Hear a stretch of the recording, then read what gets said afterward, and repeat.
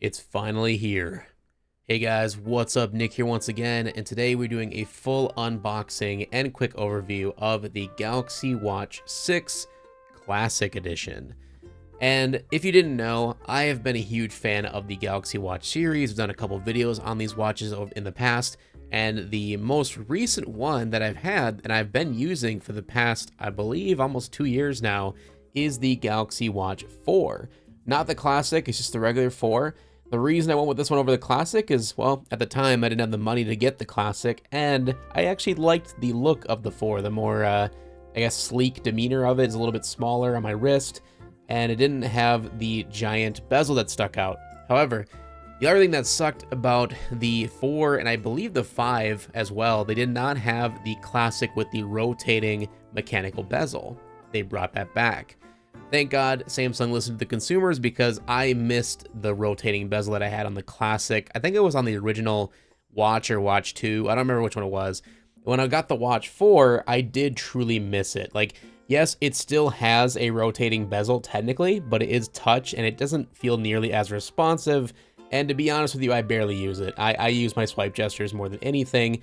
But I do remember very, very vividly that when I had the rotating bezel, I used it all the time because it just felt that good to use.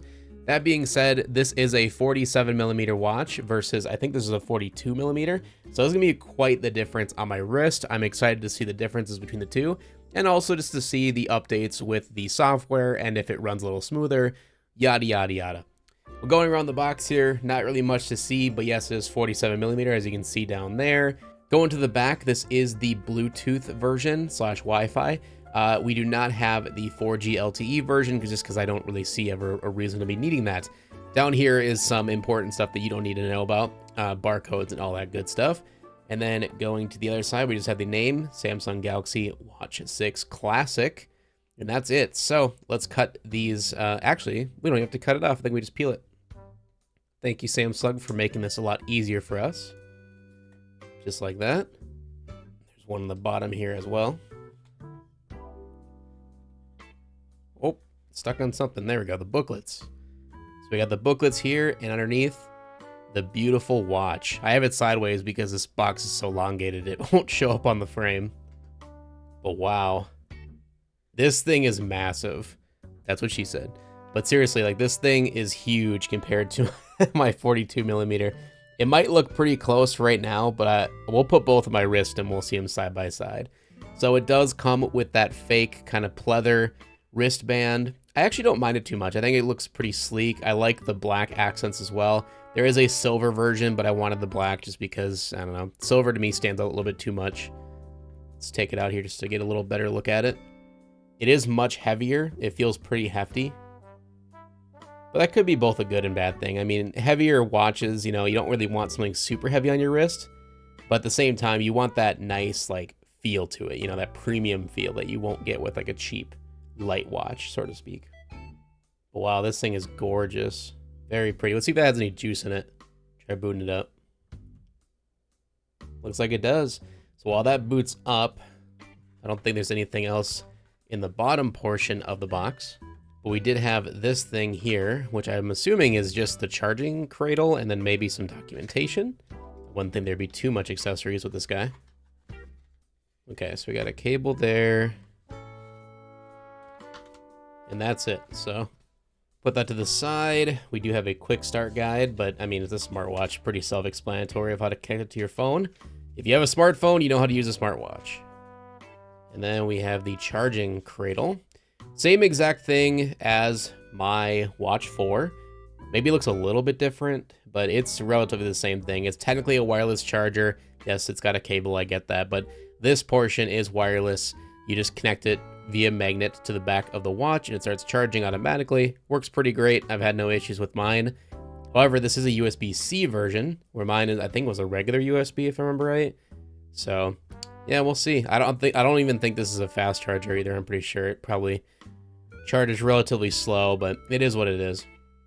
All right, so I'm gonna get this connected to my phone real quick off camera. We'll come back to it and do a quick little comparison between the Watch 4 and the Classic. Alrighty, so I got the new Galaxy Watch 6 Classic all set up and paired to my phone, and then we have the old Watch 4 here. I actually misspoke earlier. I accidentally said this was a 42 millimeter. This is a 44 millimeter. So it's 44 versus 47. And actually next to each other, they don't seem that much different in size, but I can tell you in person, there is quite a difference. If we actually turn on the displays here, well, if this one will actually want to turn on, there we go. You might be able to see a little bit better now that this bezel is kind of an optical illusion.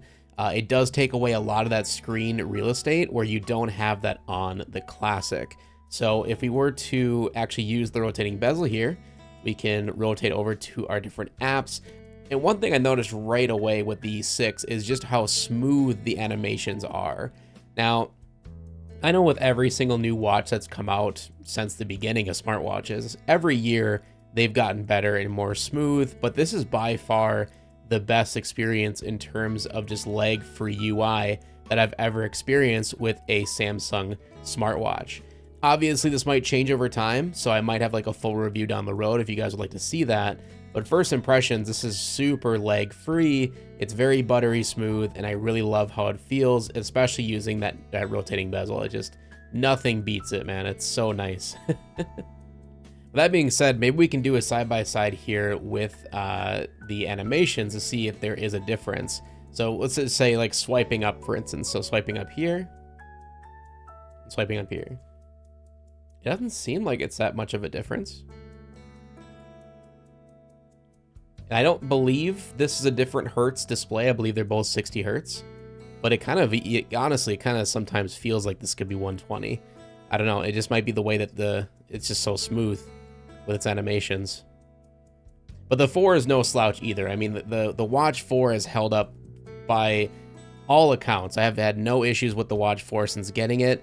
There has been a couple lag spikes here and there with certain applications, and especially with like loading the weather and stuff like that. I have had some lag in the past, but for the most part, I mean, I really have no complaints with my time with the Watch 4.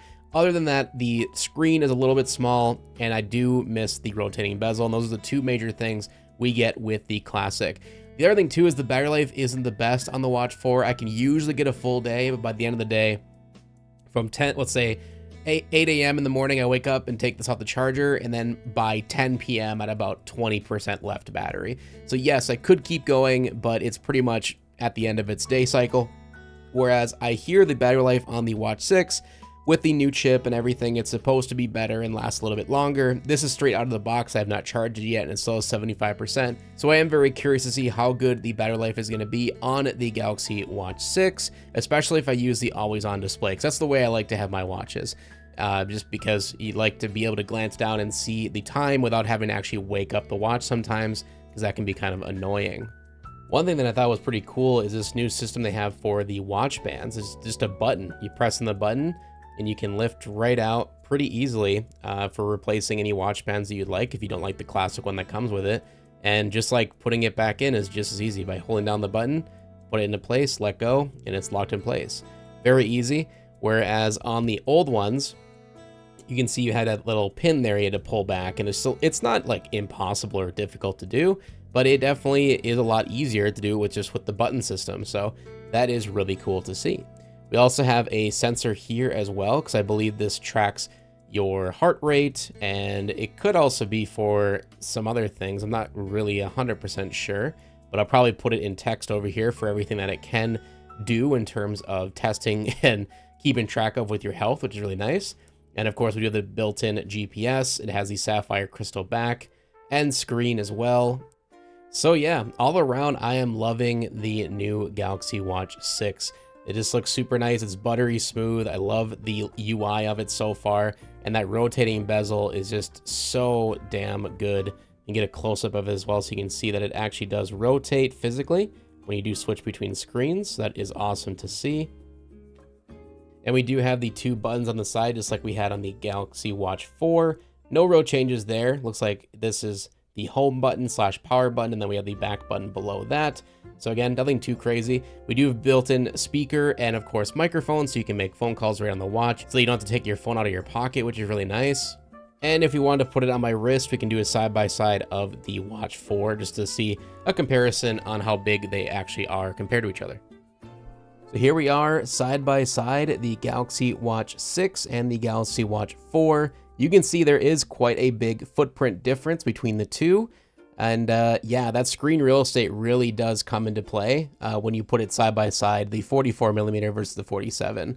Yeah, I think it's going to be really nice being able to have that extra screen real estate, especially for reading text messages or looking at photos while on the go, or just a quick little glance. So that is it for my full unboxing and quick overview of the Galaxy Watch 6 Classic. If you would like to know anything that I didn't go over in the video, leave a comment in the comment section below, and I will let you know as soon as I can. I will also more than likely be doing a full video review on the Galaxy Watch 6 once I have a few months of use out of it, so make sure you subscribe so you don't miss that review when it comes out. So with that, leave a like, share, support as always, and we'll hopefully see you guys in the next one. Peace out.